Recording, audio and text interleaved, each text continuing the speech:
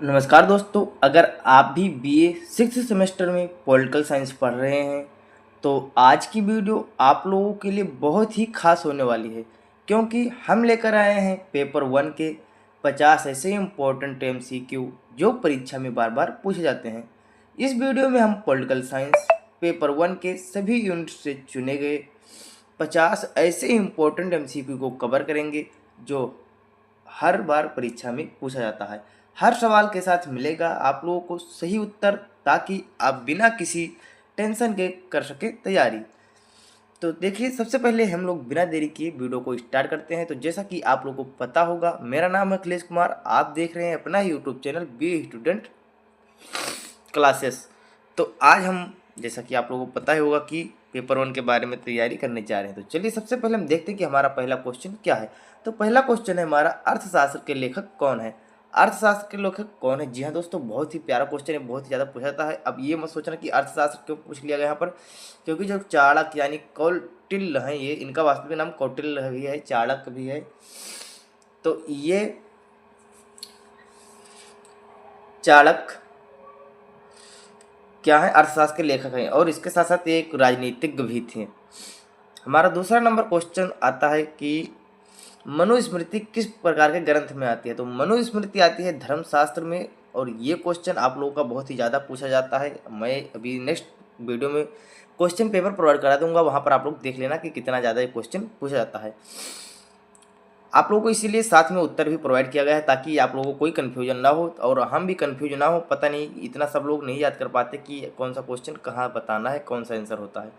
तो कौटिल्य किस राज्य प्रणाली का समर्थन करते थे। तो कौटिल्य जो थे और राजतंत्र प्रणाली का समर्थन करते थे। उसके साथ साथ दीन ए इलाही, जो मध्यकालीन भारत के विचारक थे, ये विचारक में लिखा गया था। तो दीन ए इलाही की स्थापना किसने की थी। तो दीन ए इलाही की स्थापना अकबर ने की थी। फिर क्या है, अबुल फजल किस सम्राट के दरबारी थे।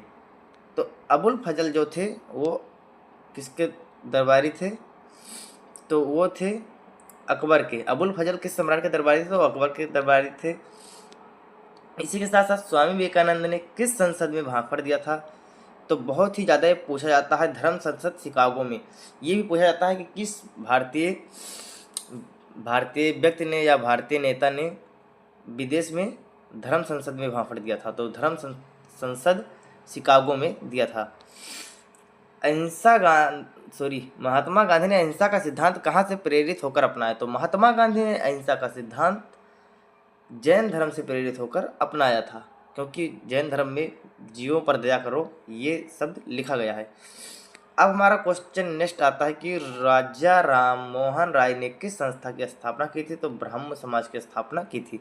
आर्य समाज की स्थापना आप लोगों को पता ही होगा कि स्वामी दयानंद सरस्वती ने की थी, और उसके साथ साथ रामकृष्ण मिशन की स्थापना स्वामी विवेकानंद ने की थी।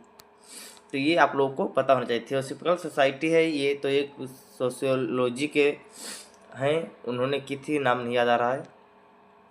दयानंद सरस्वती किस ग्रंथ को सर्वोच्च मानते थे। तो वो मानते थे किसको, वेद को। स्वामी दयानंद सरस्वती सर्वोच्च मानते थे। तिलक, यहाँ पर तिलक कौन है। जो तिलक हैं वो हैं बाल गंगाधर तिलक। तो बाल गंगाधर तिलक इसमें क्या है कि किस सिद्धांत को प्रतिपादित किया। तो बाल गंगाधर तिलक ने सिद्धांत प्रतिपादित किया था कि स्वराज्य मेरा जन्मसिद्ध अधिकार है। बहुत ही प्यारा क्वेश्चन है और बहुत ही ज़्यादा पूछा जाता है। अब देखते हैं हमारा अगला क्वेश्चन है डॉक्टर अंबेडकर से।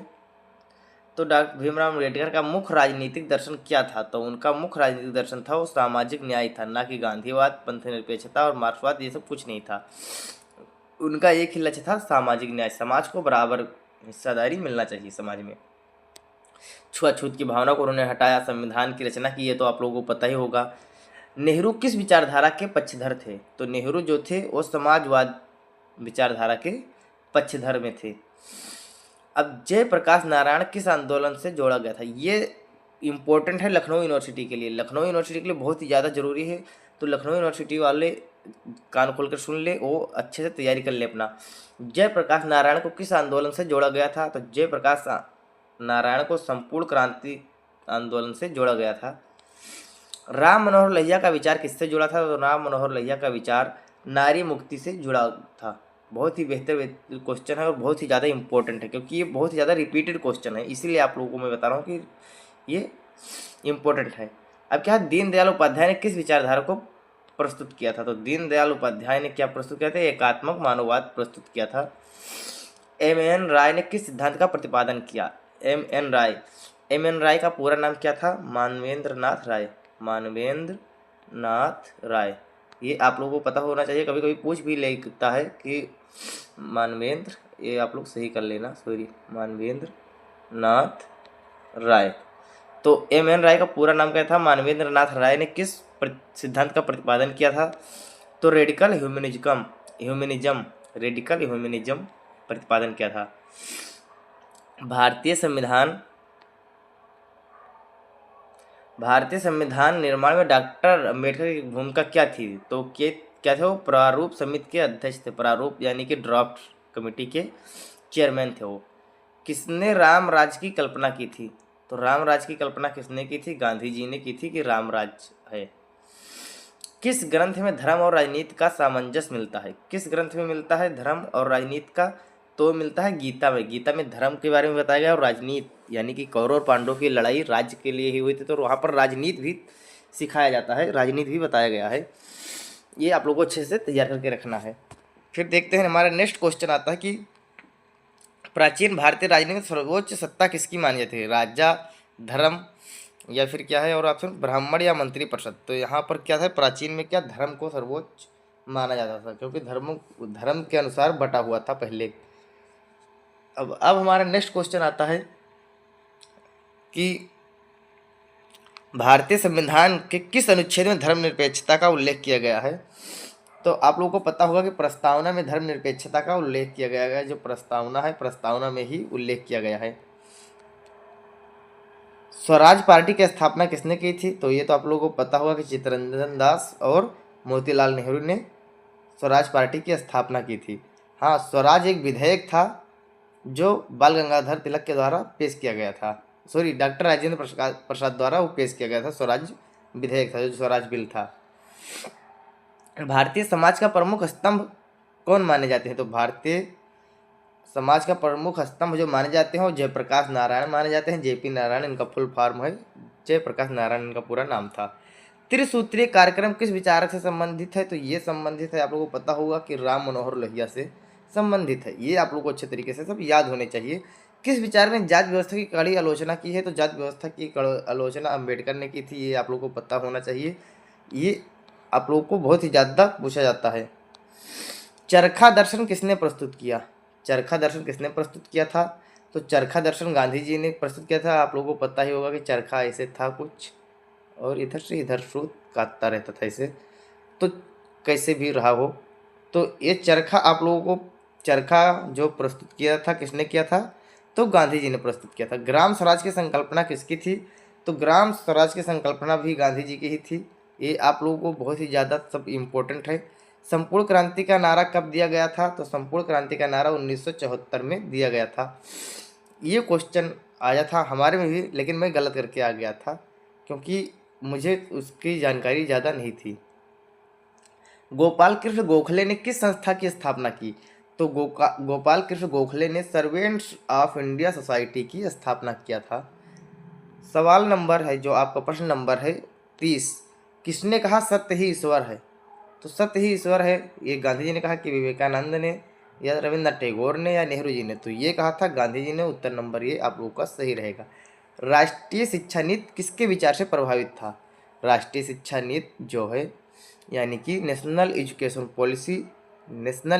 पॉलिसी किसके विचार से प्रभावित था? गांधी जी के विचार से प्रभावित था। यहाँ तक कि गांधी जी की कुछ आलोचनाएं भी थी, जहाँ तक सुनने में आ रहा है कि उनकी कुछ आलोचनाएं भी थी, उनके लोग बुरा भी कहते हैं, लेकिन जहाँ जितनी उनकी उनमें बुराई थी, जितने वो बुरे भी थे उतने ही अच्छे थे। तो यहाँ पर अभी तक हम लोगों ने किताबों में केवल उनकी अच्छाइयों को पढ़ा है, लेकिन हाँ अभी मतलब कुछ ज़्यादा चर्चित में आ रहे हैं कि उनकी कुछ बुराइयाँ भी थी, आलोचनाएँ भी होती थी। सामाजिक समता की संकल्पना किसने दी? सामाजिक समता की संकल्पना किसने दी थी? अंबेडकर ने दी थी। समानता यानी समता, वही दोनों बराबर है। किसने भारतीय धर्म और पश्चिमी भौतिकवाद में संतुलन की बात की? तो भारतीय धर्म और पश्चिमी भौतिकवाद में जो बात की थी संतुलन की, वो की थी स्वामी विवेकानंद ने। ये सब बहुत ही ज़्यादा इम्पोर्टेंट है। हिंदू कोड बिल से कौन जुड़ा हुआ था? तो हिंदू कोड बिल से जुड़े थे कौन? हमारे डॉक्टर भीमराव अम्बेडकर जी। 35 नंबर का जो क्वेश्चन है हमारा कि आत्मनिर्भर भारत की अवधारणा किसकी थी? तो आत्मनिर्भर भारत की अवधारणा किसकी थी? ये आप लोग देख सकते हैं किसकी थी, गांधी जी की थी। राजा राम मोहन राय को क्या कहा जाता है? तो राजा राम मोहन राय को आधुनिक भारत के जनक भी कहा जाता है इनको। गीता रहस्य के लेखक कौन थे? आप लोगों को मैं इसीलिए डायरेक्ट अभी रिपीट करवा रहा हूँ, सभी क्वेश्चन एक ही बार में ज़्यादा डिस्कस नहीं कर रहा हूँ, क्योंकि अभी आप लोगों को इन सब का आंसर चाहिए, क्योंकि अभी एग्ज़ाम बहुत ही जल्दी आ रहा है। कल आप लोगों का एग्ज़ाम भी है शायद बहुत सारे लोगों का। तो गीता रहस्य के लेखक कौन थे? तो गीता रहस्य के लेखक थे बाल गंगाधर तिलक। तो जल्दी जल्दी हम सभी क्वेश्चनों को कवर कर लेते हैं। डिस्कवरी ऑफ इंडिया पुस्तक किसने लिखी? तो डिस्कवरी ऑफ इंडिया पुस्तक लिखी थी नेहरू जी ने। ब्रह्म समाज का उद्देश्य क्या था? तो ब्रह्म समाज का उद्देश्य था धार्मिक पुनर्जागरण। अंबेडकर ने किस धर्म को स्वीकार किया? तो अंबेडकर ने कौन सा? बौद्ध धर्म स्वीकार किया था। उन्होंने बौद्ध धर्म को स्वीकारा था, तभी तो वो बौद्धिस्ट हो गए।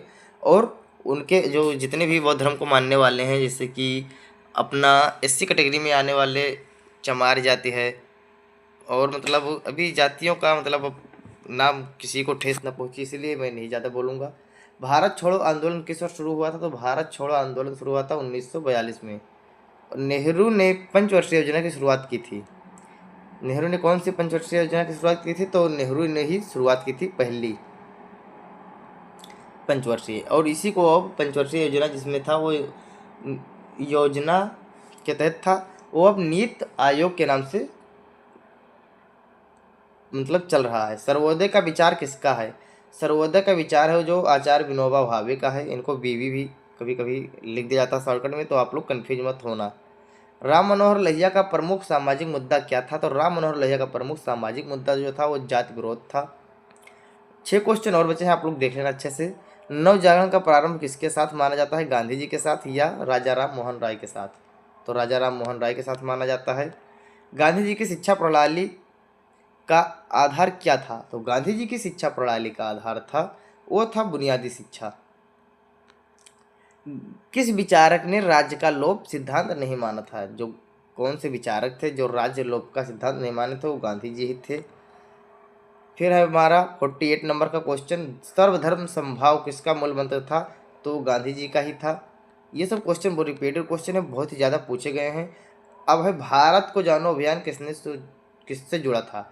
तो भारत को जानो जो अभियान था विवेकानंद जी से जुड़ा था। और हमारा रहा लास्ट क्वेश्चन कि 50 नंबर क्वेश्चन है कि पृथक निर्वाचिका की मांग किसने की थी? तो पृथक निर्वाचिका की मांग किसने की थी? तो डॉक्टर भीमराव अम्बेडकर द्वारा किया गया था।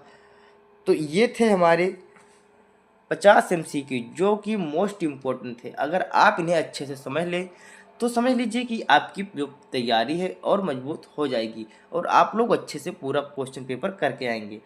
तो अगर वीडियो अच्छी लगी हो तो लाइक करें, कमेंट करें, और चैनल पर नए हो तो चैनल को सब्सक्राइब करना बिल्कुल ना भूलें।